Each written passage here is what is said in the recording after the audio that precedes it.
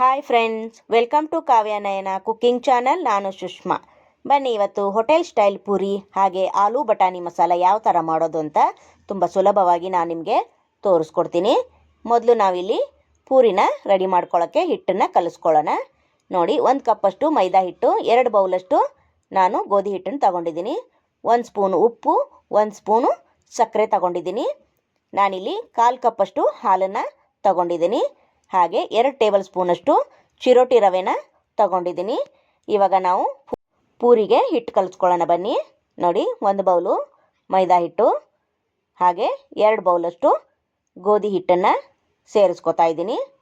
Same ನಿಮಗೆ ಹೋಟ್ಲಲ್ಲಿಯೇ ತಿಂತಾಯಿದ್ದೀವಿ ಅನ್ನಬೇಕು, ಅಷ್ಟು ಸ್ಮೂತಾಗಿ ಬರುತ್ತೆ ಪೂರಿ. ಇಲ್ಲಿ ಸ್ವಲ್ಪ ಕೂಡ ಗಟ್ಟಿ ಬರಲ್ಲ, ಅಷ್ಟು ಚೆನ್ನಾಗಿ ಉಬ್ಬಿ ಪೂರಿ ನಮಗೆ ರೆಡಿ ಆಗುತ್ತೆ. ಇಲ್ಲಿ ನೀವು ಒಂದು ಸತಿ ಟ್ರೈ ಮಾಡಿ ಫ್ರೆಂಡ್ಸ್, ನಿಮಗೆ ಗೊತ್ತಾಗುತ್ತೆ. ಹಾಗೆ ನಮ್ಮ ಚಾನಲ್ನ ಇನ್ನೂ ಯಾರು ಸಬ್ಸ್ಕ್ರೈಬ್ ಮಾಡ್ಕೊಂಡಿಲ್ಲ, ಪ್ಲೀಸ್ ಹೋಗಿ ಸಬ್ಸ್ಕ್ರೈಬ್ ಮಾಡ್ಕೊಳ್ಳಿ. ಬೆಲ್ ಐಕನ್ನ ಪ್ರೆಸ್ ಮಾಡಿ ಆಲ್ ಅನ್ನೋ ನೋಟಿಫಿಕೇಷನ್ನ ಸೆಲೆಕ್ಟ್ ಮಾಡಿಕೊಂಡ್ರೆ ನಾವು ಹಾಕೋ ವಿಡಿಯೋ ಎಲ್ಲ ಮೊದಲು ನಿಮಗೆ ಬರುತ್ತದೆ ಫ್ರೆಂಡ್ಸ್. ಆಗ ಎಲ್ರಿಗಿಂತ ಮುಂಚೆ ನೀವೇ ನೋಡ್ಬೋದು.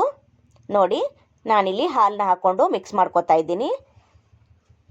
ಸ್ವಲ್ಪನೇ ನೀರು ಹಾಕ್ಕೊಂಡು ನಾನಿಲ್ಲಿ ಚೆನ್ನಾಗಿ ಗಟ್ಟಿಯಾಗಿ ನಾದ್ಕೊತೀನಿ. ಎಷ್ಟು ನಾದ್ಕೊತೀವೋ ಅಷ್ಟು ಚೆನ್ನಾಗಿ ಬರುತ್ತೆ ಪೂರಿ, ಉಬ್ಬಿ ಕೂಡ ಬರುತ್ತೆ ನಮಗಿಲ್ಲಿ ಪೂರಿ, ಸ್ವಲ್ಪ ಕೂಡ ಗಟ್ಟಿ ಬರಲ್ಲ.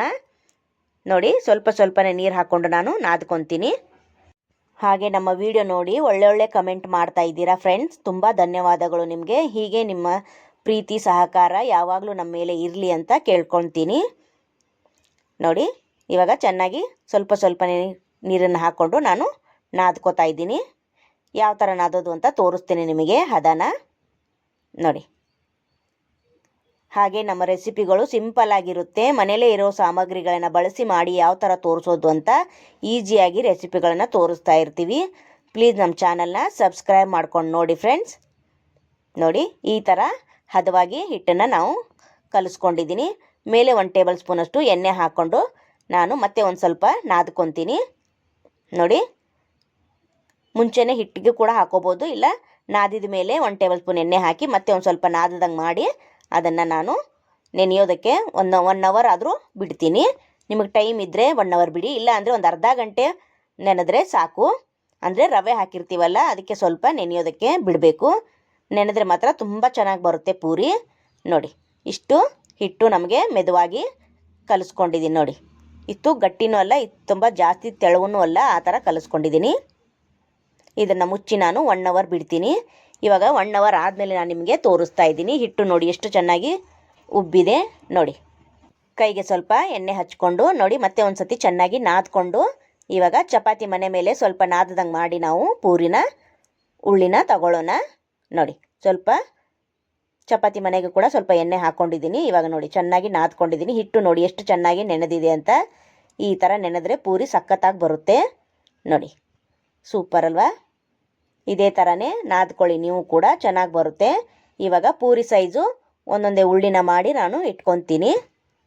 ನೋಡಿ, ನಿಮಗೆ ದೊಡ್ಡದು ಬೇಕಾದರೆ ದೊಡ್ಡದಾಗಿ ಪೂರಿ ಮಾಡ್ಕೋಬೋದು. ನೀವು ಮೀಡಿಯಮ್ ಆಗಿ ಮಾಡ್ತೀನಿ ಅಂದರೆ ಸ್ವಲ್ಪ ಚಿಕ್ಕದಾಗಿ ಕೂಡ ಉಳ್ಳಿನ ತಗೊಂಡು ಪೂರಿ ಸೈಜು ಲಟ್ಟಿಸ್ಕೋಬೋದು. ನೋಡಿ, ನಾನು ಈ ಸೈಜಲ್ಲಿ ಹಿಟ್ಟನ್ನು ತಗೊಂಡಿದ್ದೀನಿ. ಇವಾಗ ಒಂದೊಂದೇ ನಾನು ಪೂರಿಸನ್ನ ಲಟ್ಟಿಸ್ಕೊತೀನಿ. ಇಲ್ಲಿ ನೀವು ಹಿಟ್ಟು ಹಾಕಿ ಲಟ್ಟಿಸ್ಕೋಬೋದು, ಇಲ್ಲಾಂದರೆ ಎಣ್ಣೆಯಲ್ಲೂ ಕೂಡ ಲಟ್ಟಿಸ್ಕೋಬೋದು. ನಿಮ್ಗೆ ಯಾವ ಈಸಿ ಆಗುತ್ತೋ ಆ ಥರ ಮಾಡ್ಕೋಬೋದು, ತುಂಬ ಚೆನ್ನಾಗಿ ಬರುತ್ತೆ. ನೋಡಿ, ತುಂಬ ತೆಳುವಾಗಿ ಮಾಡ್ಕೋಬೇಡಿ, ಗಟ್ಟಿ ಬಂದುಬಿಡುತ್ತೆ ಪೂರಿ. ನೋಡಿ, ಈ ಸೈಜಲ್ಲಿ ಇಷ್ಟು ಲಟ್ಟಿಸ್ಕೊಂಡ್ರೆ ನಮಗೆ ಪೂರಿ ಸಖತ್ತಾಗಿ ಬರುತ್ತೆ. ನೋಡಿ, ಇದೇ ಥರನೇ ಎಲ್ಲ ಪೂರಿನ ನಾನು ಮಾಡಿ ಇಟ್ಕೊಂಡಿದ್ದೀನಿ. ಎಣ್ಣೆ ಕೂಡ ಬಿಸಿಯಾಗಿದೆ. ಒಂದೊಂದೇ ಪೂರಿನ ಎಣ್ಣೆಯಲ್ಲಿ ಹಾಕ್ಕೊಳ್ಳೋಣ. ಲೋ ಫ್ಲೇಮಲ್ಲೇ ಪೂರಿನ ಕರಿಬೇಕು ನಾವು. ನೋಡಿ, ಈ ಥರ ಪ್ರೆಸ್ ಮಾಡಿ ತಿರುಗಿಸ್ತಾ ಇದ್ದರೆ ಚೆನ್ನಾಗಿ ಉಬ್ಬಿ ಬರುತ್ತೆ ಪೂರಿ. ನೋಡ್ತಾ ಇದ್ದೀರಲ್ಲ ನೀವೇನೇ. ನೋಡಿ, ಈ ಥರ ಪೂರಿನ ನೋಡಿ, ಸೂಪರ್ ಅಲ್ವಾ? ಎಷ್ಟು ಚೆನ್ನಾಗಿ ಉಬ್ಬಿ ಬಂತು ನೋಡಿ ಫ್ರೆಂಡ್ಸ್, ಸೂಪರ್. ಚೆನ್ನಾಗಿ ನಾವು ಫ್ರೈ ಮಾಡ್ಕೋಬೇಕು ಎಣ್ಣೆಯಲ್ಲಿ. ನೋಡಿ, ಪೂರಿ ಕೂಡ ರೆಡಿ ಆಯ್ತು ನಮಗಿಲ್ಲಿ. ನೋಡಿ, ಎಷ್ಟು ಚೆನ್ನಾಗಿ ಉಬ್ಬಿ ಬಂತು ನೋಡಿ ಫ್ರೆಂಡ್ಸ್. ಇವಾಗ ಇದಾಗಿದೆ, ಇದನ್ನು ತೆಗೆಯೋಣ. ಇದೇ ಥರನೇ ಎಲ್ಲ ಪೂರಿನೂ ನಾನು ಮಾಡಿ ಪ್ಲೇಟಲ್ಲಿ ಇಟ್ಕೊಂಡಿದ್ದೀನಿ. ನೋಡಿ, ಸೂಪರ್. ನೋಡಿ ಎಷ್ಟು ಚಂದ ಪೂರಿ ಬಂದಿದೆ ನೋಡಿ ಫ್ರೆಂಡ್ಸ್. ಈಗ ನಾವು ಆಲೂ ಬಟಾಣಿ ಮಸಾಲೆನ ಯಾವ ಥರ ಮಾಡೋದು ಅಂತ ತೋರಿಸ್ಕೊಡ್ತೀನಿ. ನಾನಿಲ್ಲಿ ಗೋಡಂಬಿ ತೊಗೊಂಡಿದ್ದೀನಿ ಒಂದು 10, ಒಂದು ಈರುಳ್ಳಿ ತೊಗೊಂಡಿದ್ದೀನಿ, ಒಂದೆರಡು ಚಿಕ್ಕ ಸೈಜು ಟೊಮೊಟೊ ತೊಗೊಂಡಿದ್ದೀನಿ, ಖಾರಕ್ಕೆ ಒಂದು 5 ಹಸಿರು ಮೆಣಸಿನ್ಕಾಯಿ, 1 ಇಂಚು ಶುಂಠಿ ತೊಗೊಂಡಿದ್ದೀನಿ. ಮಿಕ್ಸಿ ಜಾರಿಗೆ ಇದೆಲ್ಲವನ್ನು 4 ನಾವು ಹಾಕ್ಕೊಂಡು ನೀರು ಹಾಕಿ ನೈಸಾಗಿ ಪೇಸ್ಟನ್ನು ರೆಡಿ ಮಾಡ್ಕೊಂಡು ಬರಬೇಕು. ನೋಡಿ ನೈಸ್ ಪೇಸ್ಟು ರೆಡಿಯಾಗಿದೆ ನಮಗಿಲ್ಲಿ ನೋಡಿ. ಇವಾಗ ಕುಕ್ಕರ್ಗೆ ನಾನು 1-2 ಸೌಟಷ್ಟು ಎಣ್ಣೆನ ಹಾಕ್ಕೋತಾ ಇದ್ದೀನಿ. ಹಾಗೆ 2 ಪಲಾವ್ ಎಲೆನ ಹಾಕ್ಕೋತಾ ಇದ್ದೀನಿ.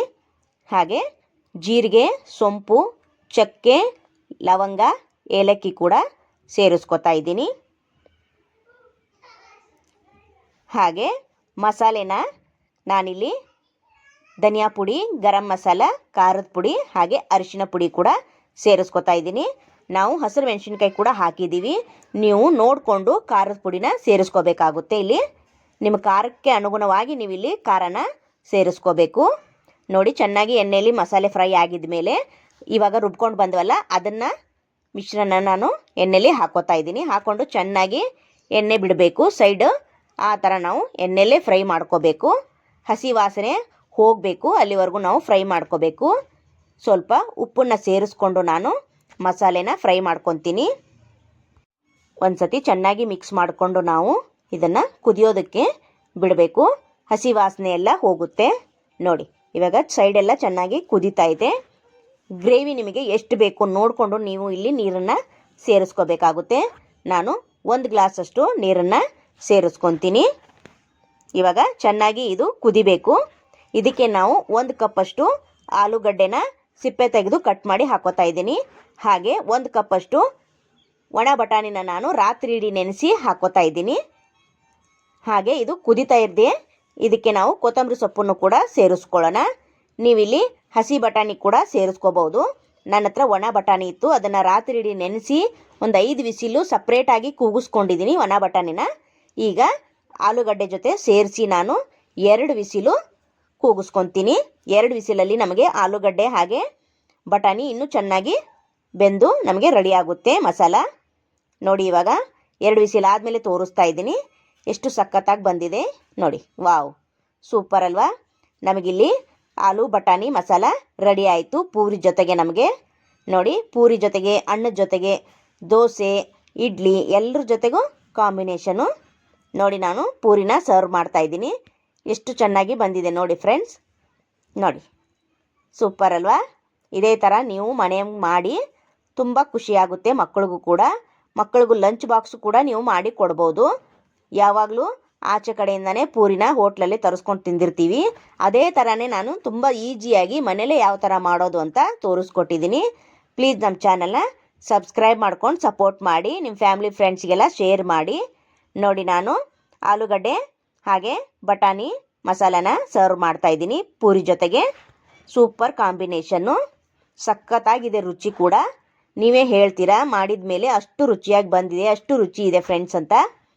ನೋಡಿ ವಾವ್ ಸೂಪರ್ ಅಲ್ವಾ. ಹಾಗೆ ನಮ್ಮ ವಿಡಿಯೋ ನಿಮಗೆ ಇಷ್ಟವಾದರೆ ಪ್ಲೀಸ್ ಲೈಕ್ ಮಾಡಿ, ಶೇರ್ ಮಾಡಿ, ಕಮೆಂಟ್ ಮಾಡಿ, ಸಬ್ಸ್ಕ್ರೈಬ್ ಮಾಡ್ಕೊಳ್ಳಿ. ನಮ್ಮ ವಿಡಿಯೋ ನೋಡಿದ್ದಕ್ಕಾಗಿ ನಿಮ್ಮೆಲ್ಲರಿಗೂ ಧನ್ಯವಾದಗಳು. Thank you for watching.